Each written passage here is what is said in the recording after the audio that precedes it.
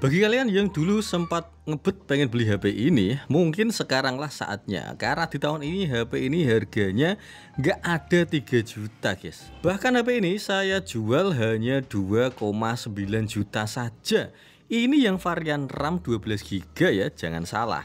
Dan sebagai bahan informasi bagi yang belum tahu ya, pada saat awal launching HP ini harganya cukup tinggi coy, 5,3 juta untuk varian RAM 12 GB, sedangkan untuk varian RAM 8 GB harganya selisih 500.000, 4,8 juta pada saat launching ya. Itu kira-kira sekitar 2-3 tahun yang lalu. Salah satu HP mid-end yang masih memiliki jack audio, dan HP ini merupakan produk Poco yang diunggulkan karena ini seri F ya. Seri yang sering memberi gebrakan dan sering viral. Mulai dari F3, F4, F5, F6 sampai sekarang F7 yang viral banget karena kasus overheat atau panas berlebih.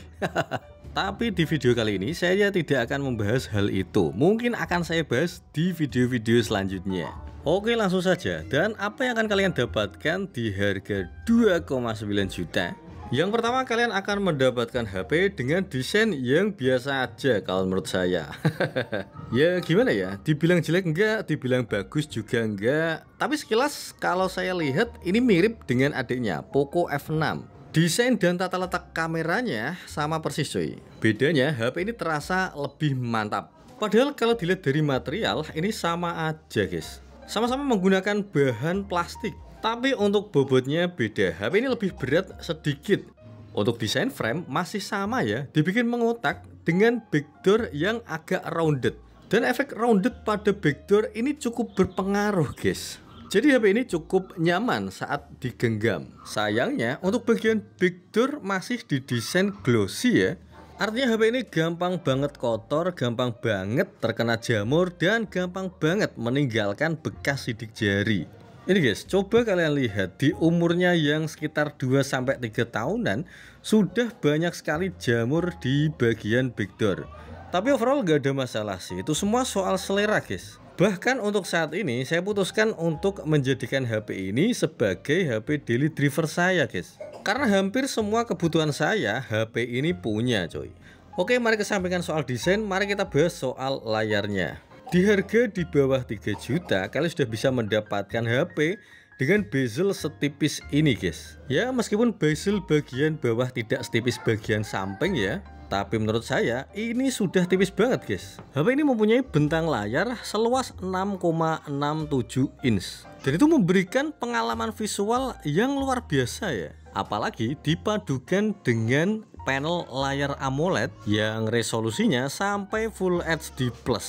Gak hanya itu guys, HP ini juga dibekali fitur HDR10+. Dan bagi yang belum tahu ya, fitur HDR10+ ini fungsinya untuk memperbagus dan memperjelas kualitas gambar yang ditampilkan oleh HP ini.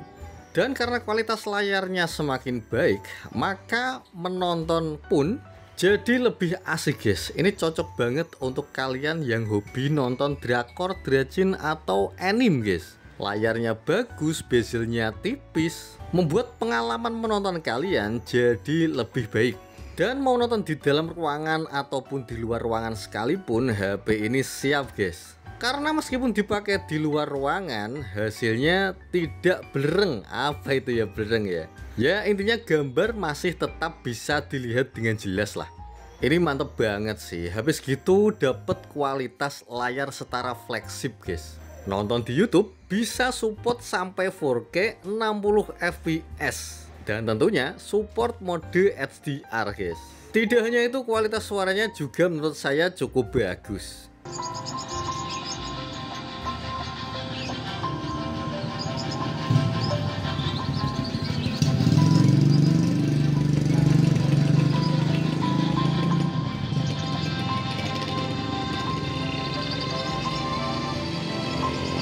Sayangnya HP ini tidak support fingerprint in display atau sidik jari di dalam layar.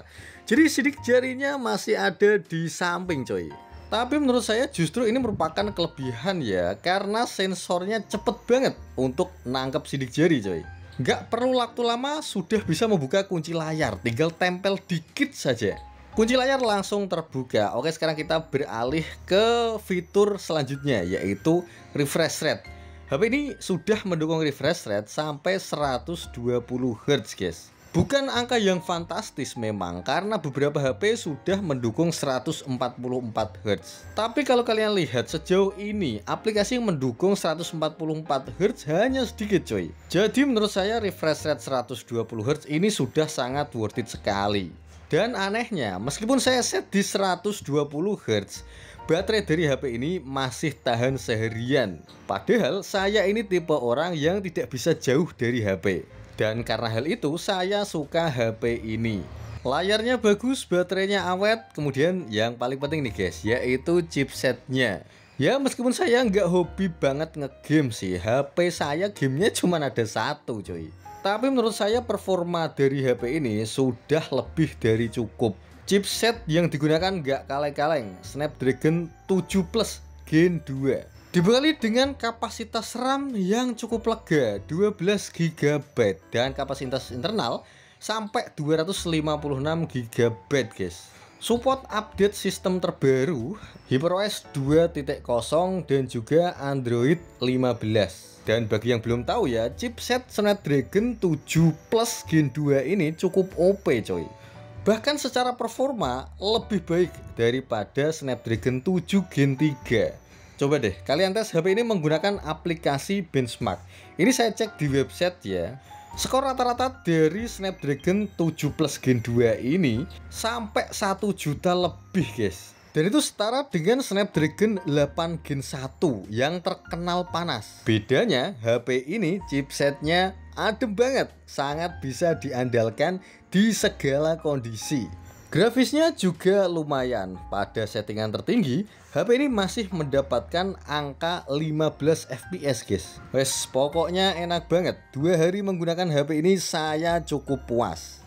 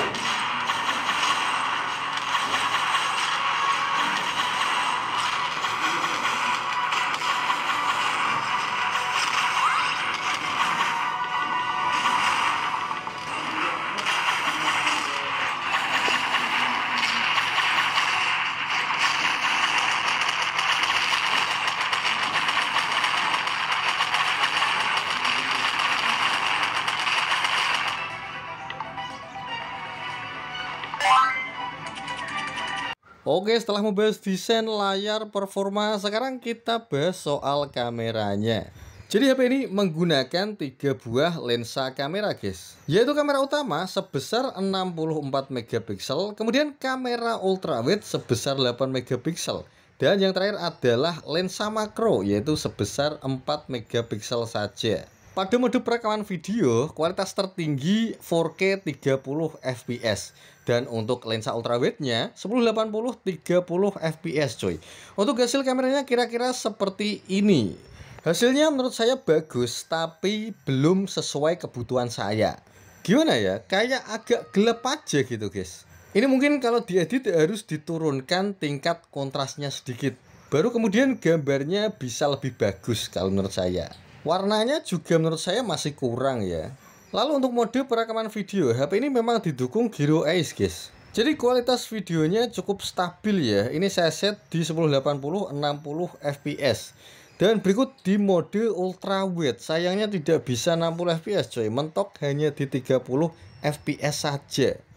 Dan untuk perekaman menggunakan kamera depan menurut saya kurang begitu bagus. Jadi kesimpulannya, soal desain saya kurang suka, layar saya suka sekali, baterai dan performa sesuai dengan harapan, dan kalau bicara soal kamera, B aja. Itu kalau menurut saya ya. Kalau menurut kalian gimana? Silahkan tinggalkan di kolom komentar guys. Dan akhir kata, jika kalian suka dengan video ini silahkan like. Dan bagi kalian yang belum subscribe, silahkan subscribe dulu guys, agar saya lebih semangat membuat konten. Semoga video ini bisa menjadi bahan pertimbangan untuk kalian yang ingin membeli HP ini. Dan see you guys, assalamualaikum warahmatullahi wabarakatuh.